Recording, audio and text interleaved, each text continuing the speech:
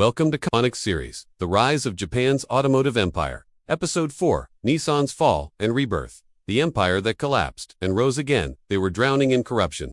2 trillion yen in debt and losing billions every year. Nissan wasn't just failing, it was dying. Suppliers were angry, workers were hopeless, and global competitors were laughing. And then, out of nowhere, a man arrived. A man who would fire executives, shut plants, break traditions, and save a company that Japan had already given up on. This is the unbelievable story of Nissan's fall and its rebirth. Part 1. The collapse no one wanted to believe in the early 1990s. Nissan still looked like a proud giant from the outside. They had iconic cars, a respected brand, and a history of competing with the world. But behind the polished logo, the company was rotting. Nissan had lost money for 7 straight years. Their vehicles weren't selling, their factories were outdated, and the company had become addicted to debt. The root problem: a culture where no one said no. Projects continued even when unprofitable. Factories remained open even when running losses. Executives protected their own power instead of protecting the company. Insiders knew Nissan is dying slowly and no one has the courage to stop it. By 1999, Nissan was more than $20 billion in debt. Creditors were preparing for the worst. Many believed the company would go bankrupt, and then came the moment Japan never expected. Part 2, a foreign CEO. Impossible. Until it happened, Japan had never allowed a foreigner to lead one of its major corporations. It was considered unthinkable, disrespectful, even dangerous. But Nissan was beyond saving, at least by traditional methods. So they struck an alliance with Renault, and Renault sent one man, Carlos Ghosn, a tough, analytical cost killer known for turning around collapsing businesses. Japan was shocked. The press called him the outsider. Unions protested. Executives whispered that he would destroy Nissan's culture. Ghosn listened, smiled, and said one sentence that changed everything: "I will revive Nissan or resign." This was not arrogance.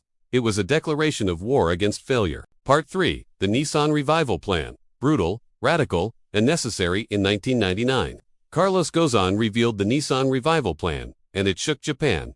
1. He shut 5 factories. Something no Japanese executive had dared to do. 2. He cut 21,000 jobs. Painful, but essential for survival.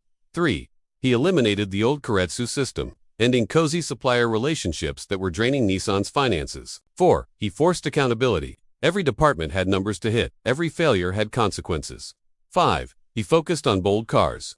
The 350Z, the GTR Revival, the X-Trail models that restored Nissan's identity. People hated him at first, but slowly, results appeared. Part 4. The comeback that shocked the world. Within 1 year, Nissan returned to profit. Within 3 years, Nissan became one of the most profitable automakers on earth. The stock price soared. The world called him the cost killer. Japan called him something else: the man who saved Nissan. Whether you admire or criticize him, one thing is undeniable: Nissan would not exist today without radical change. Part 5. The message for today's entrepreneurs. Nissan teaches a lesson every business owner must understand. Sometimes survival requires uncomfortable decisions. Sometimes you must break old habits to build a stronger future.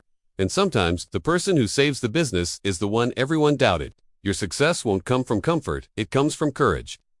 Motivational finish. Just like Nissan, your life and your business can rise again. Even if you feel buried in debt, failures, or mistakes, you are one bold decision away from your comeback story. The question is, will you make that decision today? If this inspired you, like, share, and subscribe, and let's grow together.